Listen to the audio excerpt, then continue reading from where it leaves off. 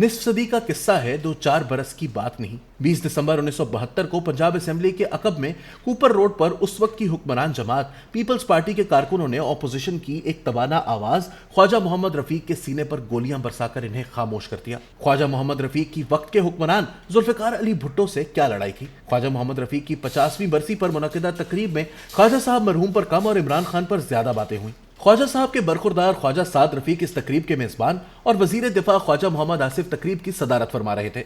दोनों ने इमरान खान पर ताक ताक कर निशाने लगाए। निशानेबाजी के इस मुकाबले में मुझे भी गुफ्तगू का मौका मिला और मैंने सामईन को यह बताने की कोशिश की कि ख्वाजा मोहम्मद रफीक कौन थे। हमारे इस बुजुर्ग का ताल्लुक मकबूजा कश्मीर के इलाके अनंतनाग से अमृतसर आकर आबाद होने वाले एक खानदान से था जो दिल्ली, भोपाल और मुंबई में पश्मीना शॉलों का कारोबार करता था। ख्वाजा मोहम्मद रफीक एमओ कॉलेज अमृतसर में मुस्लिम स्टूडेंट्स फेडरेशन में सरगर्म थे और तहरीक पाकिस्तान से वाबस्ता थे। ख्वाजा मोहम्मद रफीक के वालिद ख्वाजा गुलाम मोहम्मद इन्हें आला तालीम के लिए बरतानिया भेजना चाहते थे, लेकिन कायदे आजम मोहम्मद अली जिन्ना ने नौजवान ख्वाजा मोहम्मद रफीक को पंजाब के वजीर आजम खिजर हयात टवाना के खिलाफ तहरीक चलाने का हुक्म दे दिया। ख्वाजा साहब ने मुत्तहिदा पंजाब के यूनियनिस्ट वजीर आजम के खिलाफ जलसे जुलूसों में शोला बयानी शुरू की और गुरदासपुर जेल जा पहुंचे।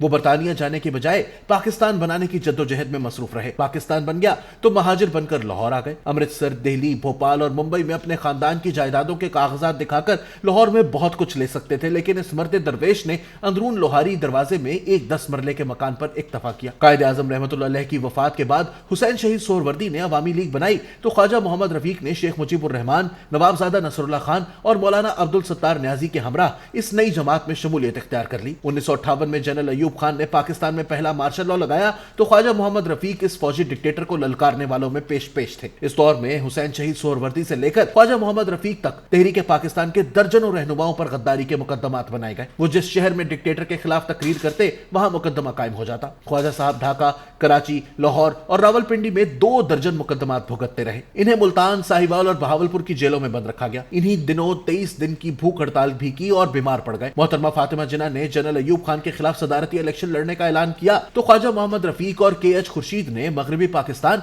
जबकि शेख मुजीबुर रहमान ने मशरकी पाकिस्तान में मादरे मिल्लत की इंतखाबी मुहिम चलानी शुरू कर दी। जुल्फिकार अली भुट्टो से ख्वाजा मोहम्मद रफीक का इख्तलाफ इसी इंतखाबी मुहिम में हुआ।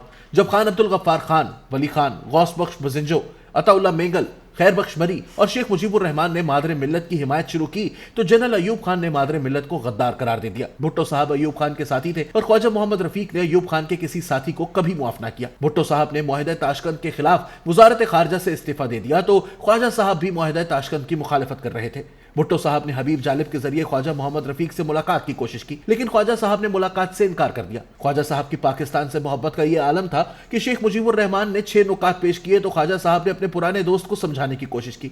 शेख साहब ना समझे तो ख्वाजा मोहम्मद रफीक ने सियासी रास्ता बदल लिया, लेकिन शेख मुजीब इनकी इतनी इज्जत करते थे कि 1970 के इंतखाबात के बाद इन्हें ढाका से अपनी खाली नशिस्त पर मुंतखब कराने की पेशकश की। ख्वाजा साहब ने शुक्रिया के साथ माजरत कर ली, लेकिन अक्सरियती जमात को इक्तदार मुंतकिल करने का मुतालबा करते रहे। जनरल याह्या खान ने इंतखाबात में अक्सरियत हासिल करने वाली जमात को इक्तदार देने की बजाय इस जमात के खिलाफ फौजी ऑपरेशन कर दिया। भुट्टो साहब ने इस ऑपरेशन की हिमायत की और पाकिस्तान टूट जाने के बाद सदर मुमलिकत के साथ साथ चीफ मार्शल लॉ एडमिनिस्ट्रेटर भी बन गए। 20 दिसंबर 1972 को भुट्टो साहब के इक्तदार का 1 साल मुकम्मल हो चुका था और ख्वाजा मोहम्मद रफीक ने भुट्टो के इक्तदार की पहली सालगिरह को यौम स्याह के तौर पर मनाया था। उस दिन ख्वाजा साहब ने वही सूट पहन रखा था जो उन्होंने अपनी शादी पर सिलवाया था। सर पर जिना कैप सजा रखी थी। अपनी आखिरी तकरीर में इन्होंने पाकिस्तान को मार्शल लॉ कवानीन की बजाय नए आईन के जरिए चलाने का मुतालबा किया। तकरीर के बाद वापस जा रहे थे कि इन पर गोलियां बरसा दी गई। फिर हमने देखा कि जिन जर्नैलों की मदद से भुट्टो इक्तदार में आए, इन्हीं जर्नैलों ने भुट्टो को फांसी पर लटकाया। पाकिस्तान में जमहूरियत और अमरीयत के दरमियान आंख मचोली आज भी जारी है। ख्वाजा मोहम्मद रफीक की 50वीं बरसी पर मुत्तहिदा कौमी मूवमेंट पाकिस्तान के रहनुमा खालिद मकबूल सिद्दीकी ने खिताब करते हुए कहा कि मैं तो इस तकरीब में तालियां भी बड़ी एहतियात से बजा रहा था, क्योंकि मुझ पर तालियां बजाने के इल्जाम में भी मुकदमा कायम हो जाता है। वजीर दिफा की सदारत में होने वाली तकरीब के डाइस से हुकूमत की एक इत्तेहादी जमात के रहनुमा की यह बात सुनकर कौन कह सकता है कि पाकिस्तान एक जमहूरी मुल्क है। 50 साल पहले ख्वाजा मोहम्मद रफीक को सियासी इख्तलाफ की वजह से गोली मार दी गई तो हुक्मरान वक्त सिर्फ वजीर आजम नहीं बल्कि मार्शल लॉ एडमिनिस्ट्रेटर भी था। 50 साल बाद ख्वाजा मोहम्मद रफीक की बरसी पर खालिद मकबूल सिद्दीकी वजीर दिफा की मौजूदगी में बता रहे थे कि वतन अजीज में तालियां बजाने पर भी मुकदमे कायम हो जाते हैं। वजीर दिफा ने इस तकरीब में इमरान खान को जेब कतरा तो कह दिया, लेकिन ये नहीं बताया कि इन की इत्तेहादी जमात तालियां बजाने में इतनी मोहतात क्यों हो चुकी है? क्या पाकिस्तान में आज भी गैर एलानिया मार्शल लॉ नाफिज है? मेरे भाई ख्वाजा साद रफीक और ख्वाजा मोहम्मद आसिफ साहब अपने सियासी मुखालिफ इमरान खान के बारे में सच जरूर बोलें, लेकिन थोड़ा सा सच जनरल कमर जावेद बाजवा के बारे में भी बोलें, जिनके दौर में इस तासुर को तकवीयत मिली कि मुल्क में गैर एलानिया मार्शल लॉ नाफिज कर दिया गया है। क्या बाजवा साहब ने अपनी रिटायरमेंट से चंद दिन कबल शहबाज शरीफ को मार्शल लॉ की धमकी नहीं दी थी? क्या जनरल बाजवा साहब अपने इदारे की न्यूट्रल पॉलिसी की खुद ही खिलाफ वर्जी नहीं कर रहे थे? अभी तक इमरान खान ने इनके बारे में असल सच बोला है, ना शहबाज शरीफ ने कुछ बताया है। ये आपस में लड़े जा रहे हैं और लड़ाने वाले के बारे में खामोश है। यही हमारी जमहूरियत का असल अलमिया है।